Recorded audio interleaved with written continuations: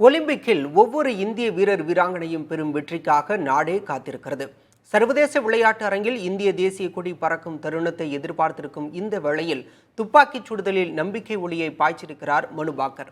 ஹரியானாவைச் சேர்ந்த இளம் புயல் மனு பாக்கர் மீண்டெழுந்த கதையை இப்போது பார்க்கலாம். தோற்ற இடத்தில் இருந்துதான் வெற்றியை தொடங்க முடியும். விழுந்த இடத்தில்தான் ஓங்கி உயர்ந்து எழுந்து நிற்க வேண்டும்.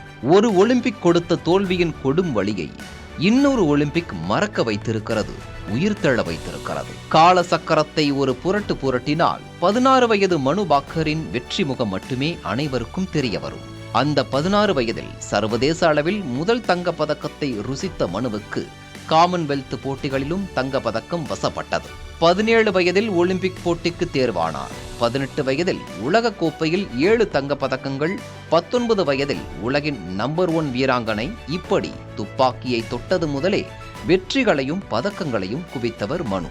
தங்க பதக்கங்கள் அளித்த தன்னம்பிக்கையுடன் 2020 டோக்கியோ ஒலிம்பிக்கை எதிர்கொண்டிருந்தார் மனு. அப்போதுதான் அந்த சம்பவம் நடந்தது. டோக்கியோ ஒலிம்பிக்கில் மனு பாக்கரை 3 பிரிவுகளில் களமிறக்க இந்திய துப்பாக்கிச் சுடுதல் சங்கம் நினைத்தது. இதற்கு பயிற்சியாளர் ஜஸ்பீர் ராணா எதிர்ப்பு தெரிவித்தார். 3 பிரிவுகளில் போட்டிகளை எதிர்கொள்வது மிகவும் இளம் வீராங்கனையான மனு பாக்கருக்கு அதீத சுமை என்றார். ஆனால் துப்பாக்கிச் சுடுதல் சங்கமும் மனு பாக்கரும் இதனை ஏற்க மறுத்தனர். ஒரு கட்டத்தில் பயிற்சியாளர் ஜஸ்பீர் ராணாவுடன் மனக்கசப்பு ஏற்பட்டு பிரிந்த மனு ஜஸ்பீர் ராணாவின் பயிற்சியை முறித்து கொண்டார். அதீத நம்பிக்கையுடன் டோக்கியோ ஒலிம்பிக் போட்டிக்கு சென்றார் மனு. ஆனால் ஜஸ்பீர் சொன்னதுதான் நடந்தது. எதிர்கொண்ட போட்டிகளில் எல்லாம் மனுவுக்கு தோல்விகளே கிடைத்தன. அதுவரை வெற்றிகளை மட்டுமே ருசித்துக் கொண்டிருந்த மனுவை டோக்கியோ ஒலிம்பிக்கில் கிடைத்த தோல்வி மனமுடைய வைத்தது. மொத்தமாக நொறுங்கி போனார் மனு. அதன் பிறகு துப்பாக்கியை ஏந்தி பயிற்சி செய்தாலும் அவர் மனம் நிறையவில்லை. ஒரு கட்டத்தில் துப்பாக்கிச் சுடுதலை கைவிடக்கூட நினைத்தார். ஆனால் அவரால் முடியவில்லை. தனது பயிற்சியாளர் ஜஸ்பீர் ராணா கூறியதில் இருந்த உண்மையை உணர்ந்த மனு மீண்டும் அவரை நாடினார். அந்த நொடியில் அத்தனையும் மாறிப்போனது.